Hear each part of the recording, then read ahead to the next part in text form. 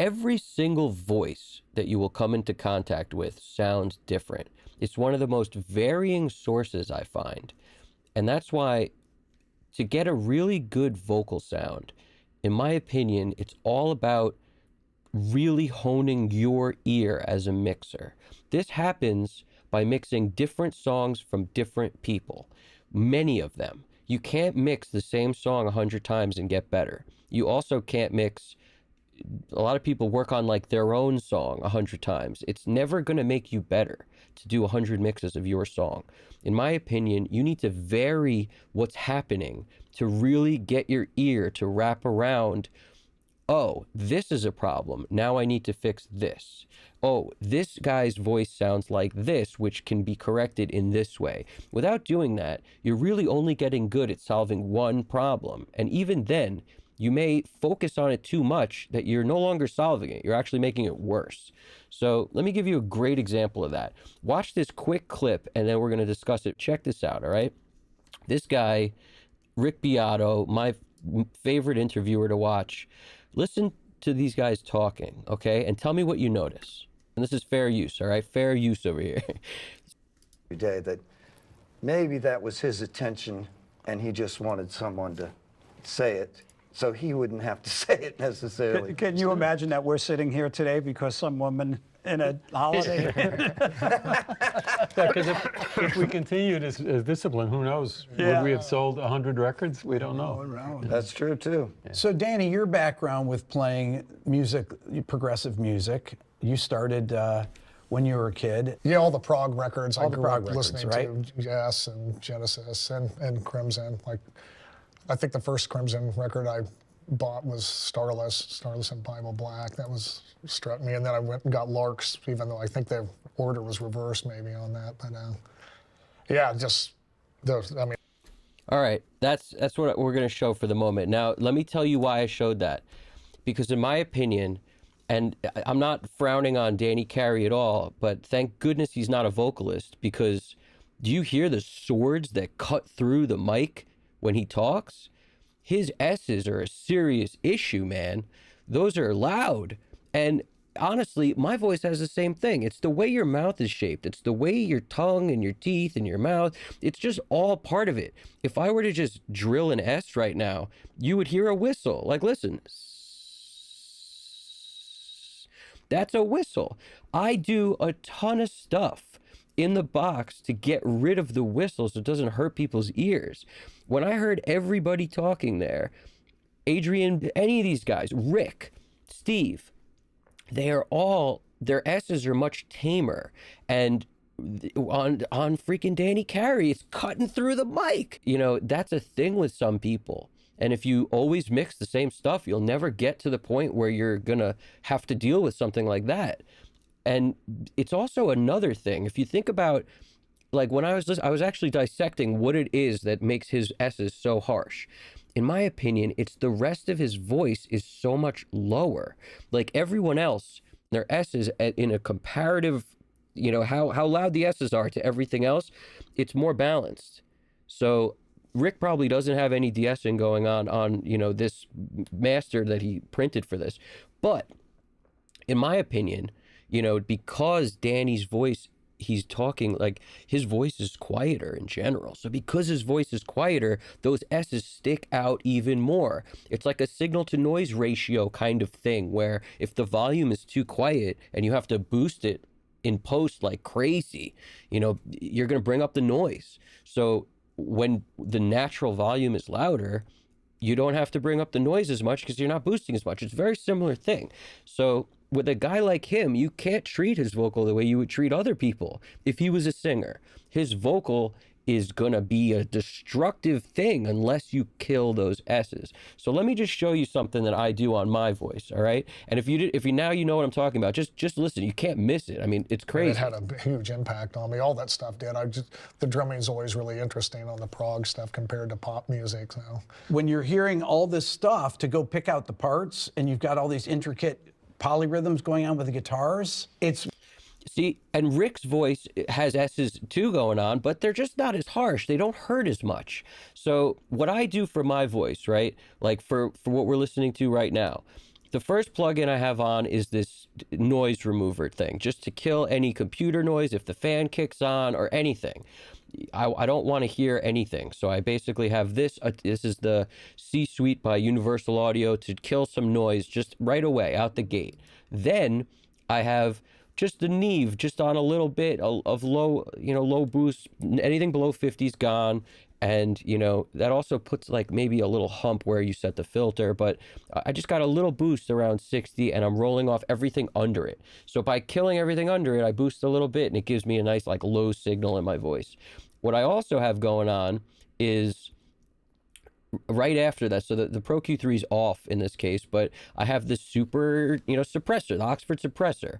And I keep it on a relatively tight band between 4 and 7, because if you notice, listen, every time the S's come up, this thing ducks pretty significantly. And, it's between light and heavy comp, but I'm really killing the S's with this, which is kind of the whistle kill in a way. Like we're between 4.8, 7.5, like in that zone. For me, it kills some S's, right? But then I've got my Oxford limiter, right, which is usually the last thing I put in the chain, except what I found is if I add another de-esser after this limiter, and the de-esser is set on a wide band here, so it's not narrow, and it's going from 6 to 14, it's really up there, it's catching everything else, just sort of smoothing it out. Because as I'm saying, if I were to just drill an S, you really hear the S's on my voice, because that's just how it is.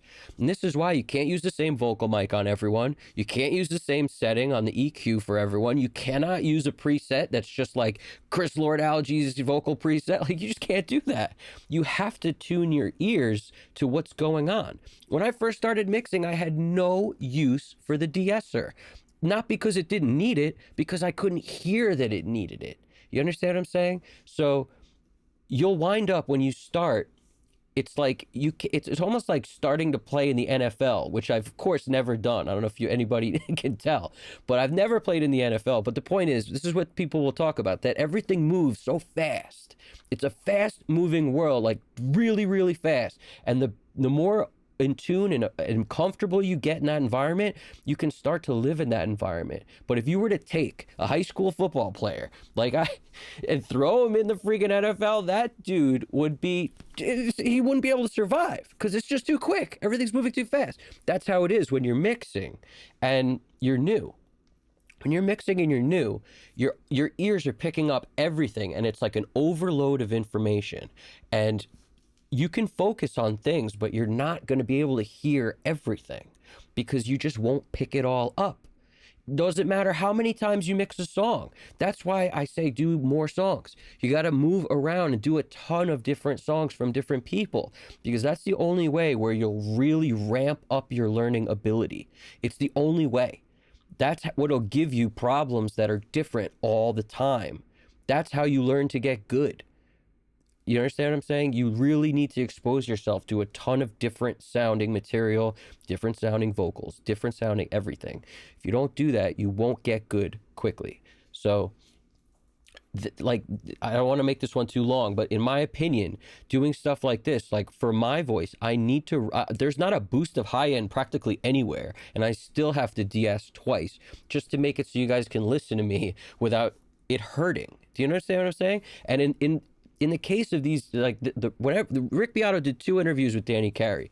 I noticed it on the first one. So it's whatever he's using mic wise, like whatever's picking up the vocals, probably a lav mic of some kind, but it's super harsh on his voice specifically. Everybody else, I've never noticed it. Never even thought about it. But for him, you really notice it, or at least for me, it's super obvious. And I'm not trying to call him out, because like I said, I have the same problem too. It's just something that I notice, all right? But in general, you guys may have your own issues to deal with. If somebody sounds like Kermit the Frog, you got to figure out how to make that sound good too. If they're talking like this, it's a whole different thing in how you would EQ. If they have no low end in their voice, maybe putting some low end will sound better. If you push the mids on somebody with no mids, then that may sound better. But if you push the mids on a Kermit the Frog, it may hurt, and it may mess everything up. So it's like the concept of using presets, I think, slows everybody down. The only time it doesn't is on like special effects, because you know there's maybe no reason to dial in, you know, the analog dark box on a Sound Toys plugin or something. You know what I'm saying? There may not be a reason to you could get, you know, fine tune with it, but sure, start from the preset. That's an effect. It's totally different. I'm really talking about EQ. I'm talking about surgical stuff that you're using to improve the total quality on something that exists the whole time. Because for moments in time, anything can be cool, you know? But when we're talking about making something, correcting an issue, if you're hearing, you know, if whatever it is, you have to really get your ear in tune with what's happening. The only way you can do that is on a variety of material, getting good with a variety of material. So I hope that makes sense.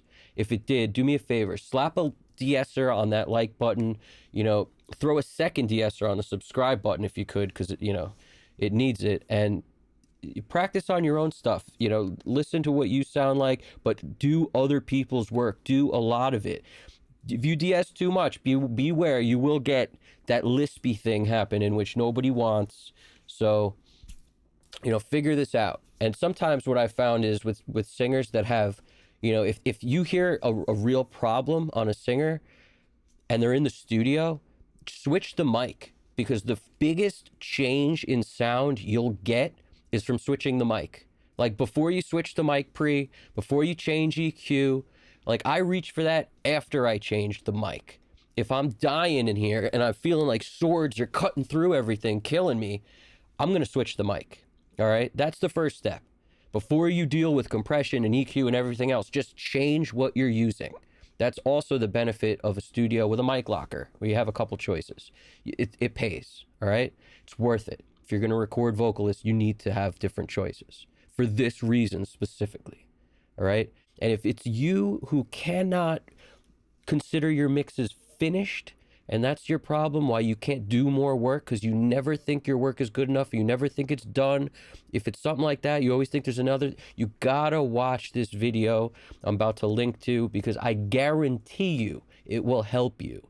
All right. And if it's not just for you, it's for everyone around you. Everyone that you care about will benefit from you watching this video and taking the next video to heart. Trust me when I tell you that. All right. Talk to you guys soon. Evan Jaffe, Custom Cut Studios. You guys got this.